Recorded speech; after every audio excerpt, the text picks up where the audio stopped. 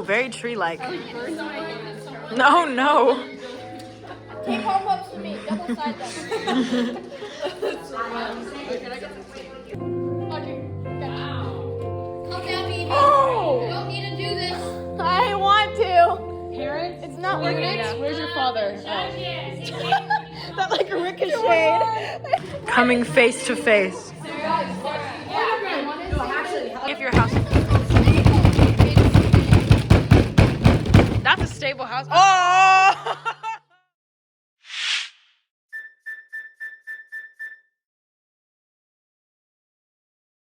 Hi, I'm Sky. I'm Sarah, and Merry Christmas, almost. Almost Christmas. There'll be Christmas A long lights time and stuff from now. over here.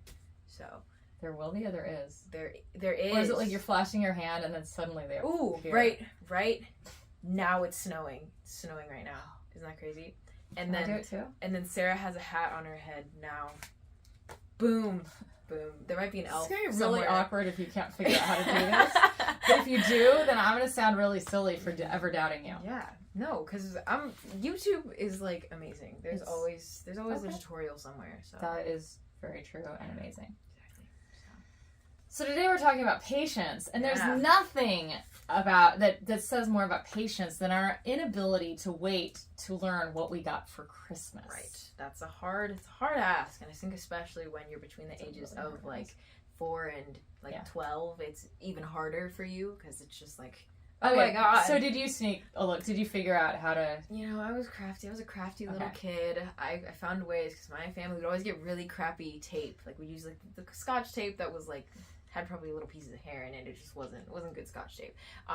Basically, I would like unfold it. I put a lot of effort into sneaking into my Christmas gifts, but I'd like unfold it and basically unwrap the whole thing, like see what I got, and then I'd fold it along the creases that like it was on. So yeah. I remember one year my parents they knew we peeked in the closet and tried to find out stuff, but I don't think we were quite as good at it as you. And so they wanted to really make sure we didn't figure out what our gifts were. And they bought us new bikes for Christmas that year. And they hid them in the rafters of the barn. That's the fact that you had a barn is just well, and it's not like in the movies where you have like the ladder and the loft and all the hay. It wasn't like that. There was no ladder there. Well, I mean, Dad must use the ladder to get him up there. But it was just like beams on the top. Like, we wouldn't have thought to look up there and go, oh, it's a Christmas present. Something pink. No, like, it just, and it didn't occur to us at all. So they pulled that one off. We're like, how in the world did you hide our presents? We tried. What was the best Christmas present you ever got? Should have brought it, actually. I've had a few bests, but I remember one year I really, really, really wanted this Bible that was called the Rainbow Study Bible. Ooh. What they had done is some scholars or somebody divided up the whole Bible into like different themes, and it was like the whole Bible was highlighted in all those colors, and it was so cool, so pretty. The problem was the only translation they had done that to was King James Version, and so my parents tried to talk me out of it because it's King James Version. I do still have it on my shelf, and it's rather worn, which means I did love it. I did actually get an NIV Bible and some markers, and I tried to like copy it and make my own version. I think I gave up after a couple chapters. Oh, okay. But I mean, that's a lot of commitment. That's a lot of commitment. It was something that was pretty great. What about you?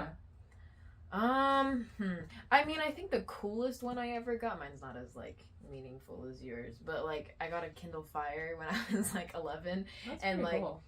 that was so exciting. My sister broke it. I was so mad. But how long did you have it before she broke it? Like 2 years. It wasn't even that thing could have lasted. If it was like 2 days, that would really suck. No. That would suck if it was shorter than that. But it was really cool because I was not expecting it. Because like most of the time, my mom's really bad at keeping secrets, so I'd know way in advance like what my gifts were, or she'd like hint at it so I could put it together. But that one my dad bought me, and I had no idea that I was gonna get it. So I was like, oh my god, this is so cool. So that's cool. Yeah. One of the things about December is actually as the church celebrations go, we supposedly, and not all churches do that, but a lot of churches, we focus on a season of Advent before Christmas. Right. And then you are supposed to do all the celebration happens Christmas and after, and that's totally different than the commercialization of America and everywhere. Like, you don't think about like the celebration for the first month. So between Thanksgiving and Christmas, it's actually a reminder of the time that the people waited. Right. They're waiting for a Messiah. They're waiting for God to fulfill his promises. Exactly. Waiting's hard. Waiting is really hard. What's something you've had to wait for that? I mean, going to high school was a big one because I was homeschooled for a long time. So I was like really pumped. I was like, I get to go to real school. I was like, yay. So I'd say that was because I waited like 13 years of my life to go to school. So. And then you were in school for what, a couple months, and then COVID hit? And then COVID hit, yeah. That still makes me laugh. I'm like, the timing. It was a lot. It was a lot. So did you spend more time being a homeschool than you actually did at high school? Or was it about half and half? If we're counting like pre high school, Maranatha and South Pass. Yeah. Okay. So basically, I was homeschooled from 8th grade as well, or from just high 3rd grade. school. Oh, just high school? No, just high school? I was. So you were actually in class. No, maybe I was, because it was only. I think it's about even. I think it's Are about you excited even. you're gonna get to go to like all of college? I know. Hopefully, we never know. Maybe there'll be another pandemic. You're like, maybe monkeypox will be the next thing. Oh goodness. Knock on wood. Let's hope not. There's wood back here now, and I'm knocking on the wood. I don't see it. Okay, you're gonna see it. Okay. You do see it. It's right here, Sarah. It's right Oh. here. There's the wood that There's I'm wood. knocking on. Yeah. Anyways, the Bible verse that we picked for today, talking about patience, was Matthew 6:33, and it says, "But seek first his kingdom and his righteousness, and all these things will be given to you as well." So that's just like, be patient, and God will kind of have you. And it's hard. I mean, it was hard for them then. They've been waiting all these years for someone to come and save them. Right. And there's a baby, and it's like, what?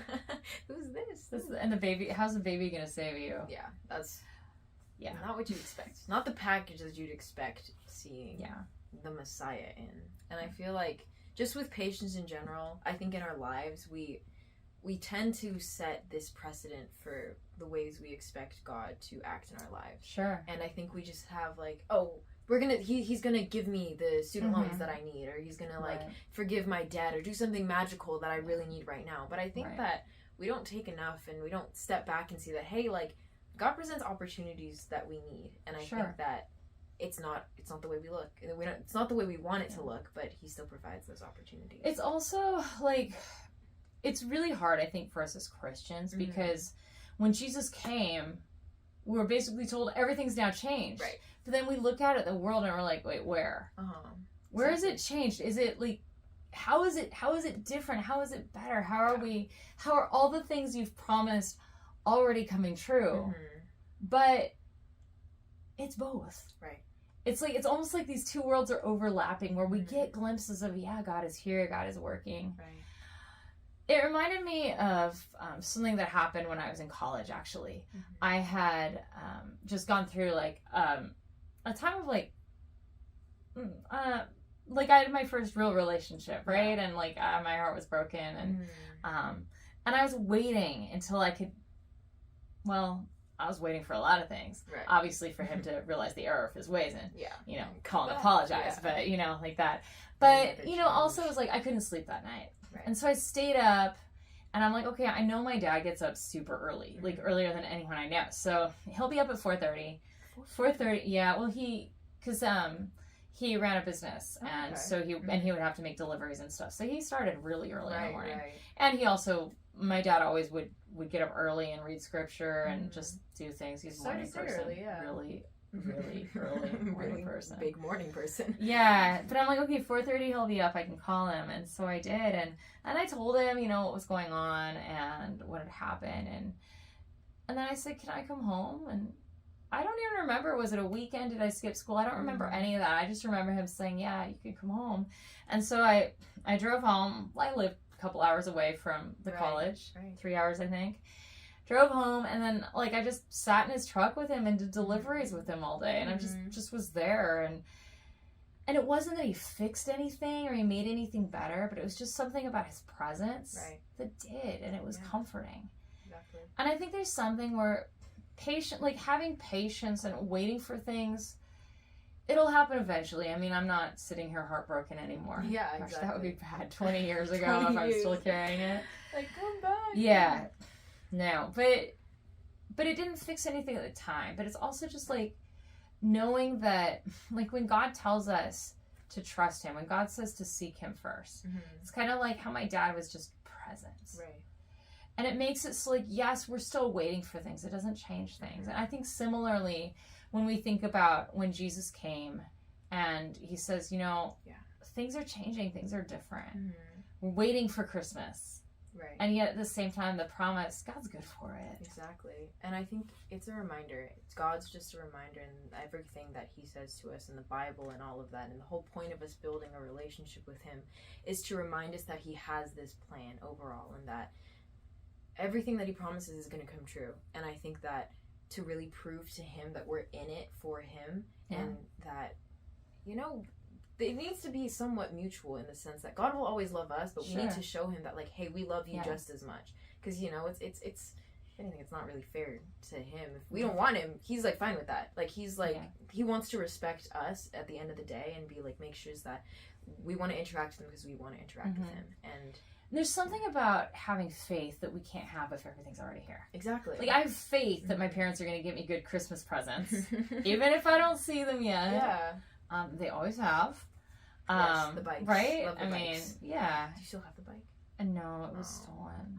But I had it for a really long time. Okay. So it was stolen in Pasadena. Really? Right? Here? Yeah. Bro. Yeah. Damn. Sad. It's okay. But I had it for a long time. But, wow, I totally lost my train of thought. Oh, thank you for that. No, you were saying that you always know your parents are going to get you good gifts. Yeah. Good And I Christmas think it's the same presents. with God. Like, we know, we have to trust that. Well, it's not even we have to trust. We know that. Right. And the more times we've seen God come through, in a way, the easier it is to have faith, but it's still faith. Because we don't see it yet. And so we wait patiently for what we don't yet see. There's a whole chapter in the Bible about that, how, like, faith is patience. It is waiting. And a Christian singer, she's blind, and she wrote a song about how, she writes a lot about how, you know, like trusting, having faith in God. But she wrote a song about how when we finally reach heaven's door, we won't need our faith anymore. Wow. And it's like we won't when we see everything. We don't. But until then, it's a chance to practice. Yeah. To use our faith muscles.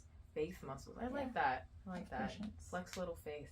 Yeah. That's what patience is for. And patience is really a virtue. It's hard. Don't get me wrong. Hard. It's really hard, but I think that it's worth it in the end. It's worth it for all the promises that God has made us. Yeah. And it's worth it because he does always keep his promises. Exactly. Like you can. So we can trust that, it might take longer. It might not be at the timing that we want it to be. Exactly. But it will happen. Yeah. So patience is a virtue. Have patience. Yes. And Merry Christmas. Yeah. Merry Christmas. More jingle bells. More lights. Yay! It's going crazy back here.